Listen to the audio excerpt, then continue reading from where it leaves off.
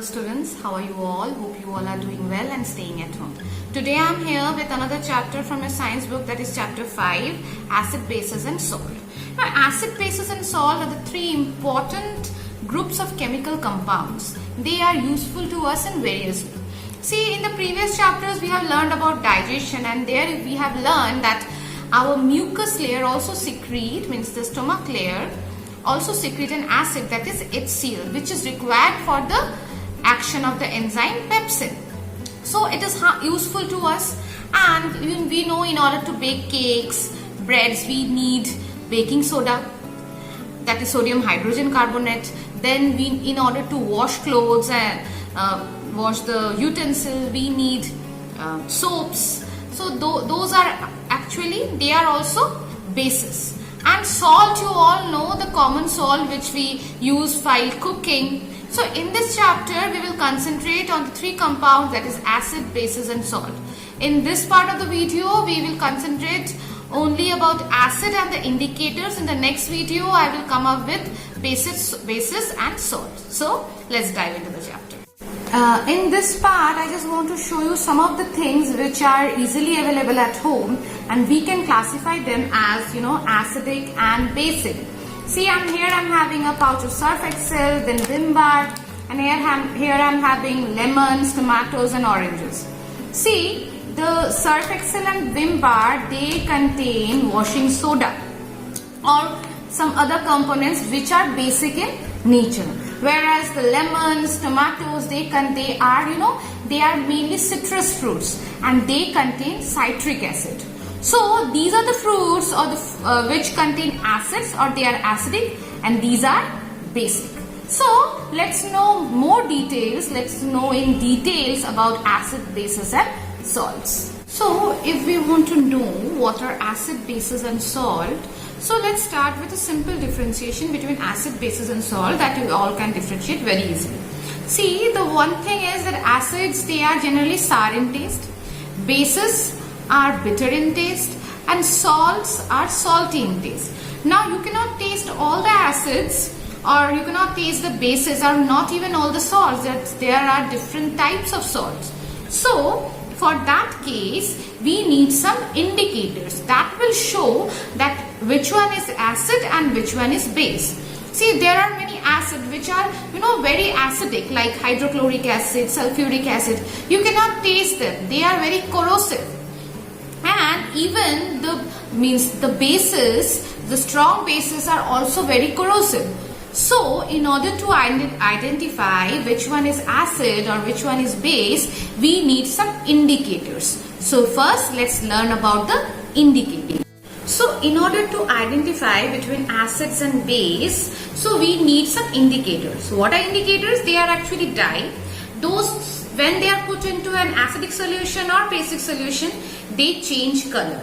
Or indicator indicates that the solution is acidic or basic. See, indicators can be of two types, like they can be made artificially or they may be natural.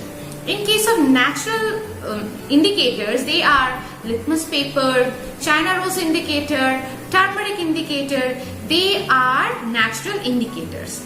And the only one chemical indicator we will learn in this chapter, that is phenolphthalein. So we will start first from the natural indicators. The first one is litmus. The first natural indicator we will learn here is litmus. The litmus is extracted from lichens. Lichens are actually the symbiotic relationship between algae and fungi. It is actually a mauve or purple colored dye. So when we put some acid in that solution, then that mauve color turns into red, and when we put some base, the mauve color turns into blue. Now this can be used, that litmus can be used as solution or as paper strips. Now the paper strips are very common. So there are two types of paper strips. Those are like red litmus and blue litmus. So that when you put some acidic solution in red litmus, then its colors doesn't change. But when you put a basic solution in red litmus, then the color changes from red to blue. Vice versa, when you put an acidic solution in blue litmus, then the blue color turns into red. But when you put basic solution in blue litmus, then the color doesn't change. So you have to keep in mind, in order to identify that the object or the solution is acidic or basic, we need to observe the color change. But one thing you should keep in mind, in order to identify that the object is acidic or basic, we need to have the solution of that object. We cannot find the acidic nature or the basic nature of a substance which is dry. So we need to make a solution in order to test in litmus paper. So the next indicator is China rose indicator. This you can easily make it at home. What you need to take some China roses and you need to, little bit warm it in some warm water. In some water you need to just boil it once, then the solution will become pink in color. So the China rose indicator is light pink in color. If you add some acid in the China rose indicator, then that pink will be changed or will be converted into magenta. Magenta is the dark pink color. Okay, and if you add some base in the light pink China rose solution, then it will get converted into light green or greenish. So the China rose indicator, with the help of China rose indicator also we can identify which one is acidic or which one is basic. So China rose indicators that it is pink in color, means light pink. If you add acid, then it will get converted into magenta or dark pink. If you add base, then it will get converted into green color, So by this way you can identify which one is acidic and which one is basic. Now let's perform an activity. So for that what you need, I have taken turmeric solution, just turmeric powder and water. I have taken some surf excel here, and I have taken a piece of lemon and some tissue paper. So let's first make turmeric paper. So I'm keeping this aside. How we will make a turmeric paper? Just take the tissue paper and I'm just tear it accordingly. And what I'm doing, see, I'm just applying the turmeric paste like this. See? If you have a brush, you can do it with a brush. Let me make 2 papers. That will be easy for me. Let it dry a bit. And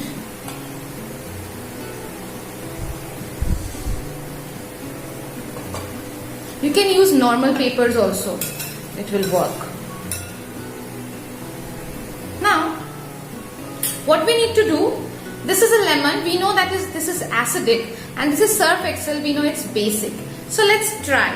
See, first, whatever I told you, that first you have to make this surf excel a solution. I'm adding little bit water, little bit, just to make a solution. Now, let us try with the lemon first. Here, if I add some lemon, see, the color is not changing. Now let me see what happens when I add some surf excel. See the color, it is reddish. That means this signifies that the surf excel is actually basic. Now let us try one more thing. Let us add some lemon juice in this red solution. Please see what happens. When I'm adding it,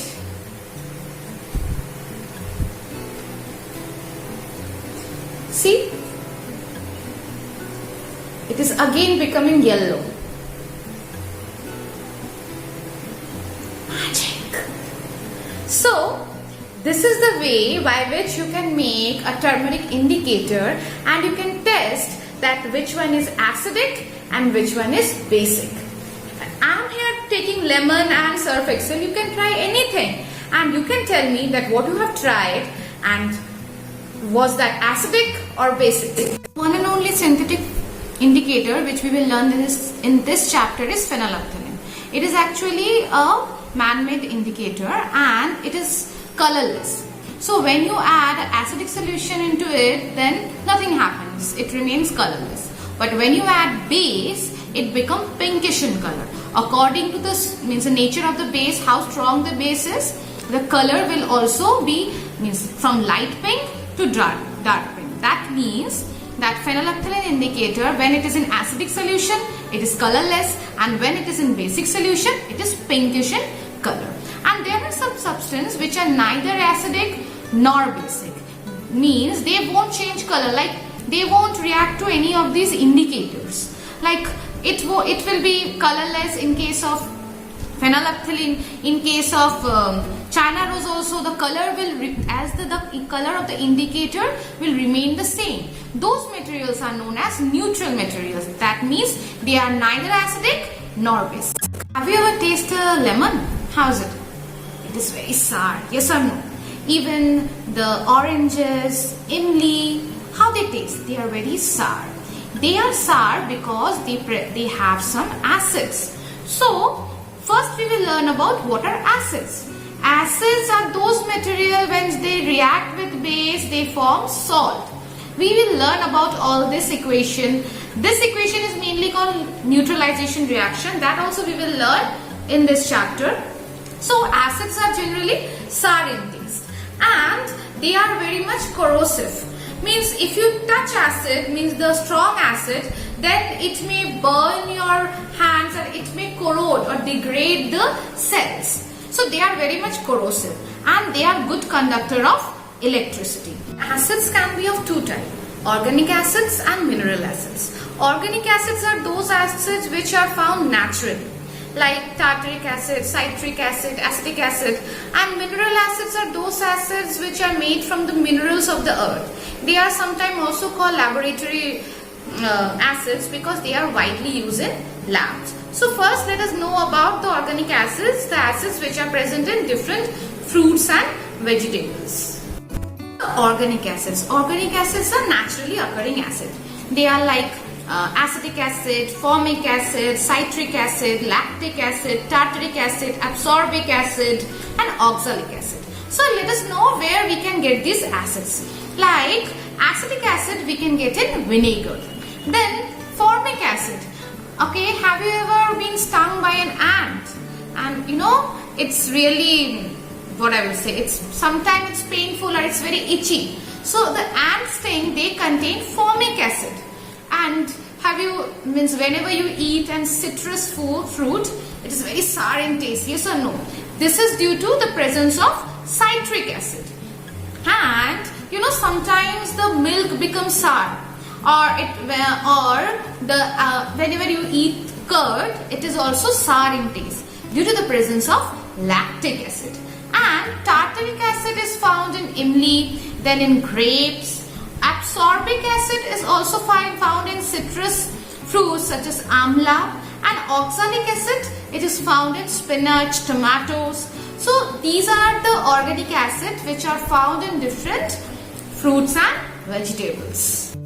The acids now which we get from the the minerals from the earth, they are known as mineral acids, and they are widely used in laboratories. So they are also called laboratory acids. Now they are of there are many types, but in this chapter we will learn about hydrochloric acid, sulfuric acid and nitric acid.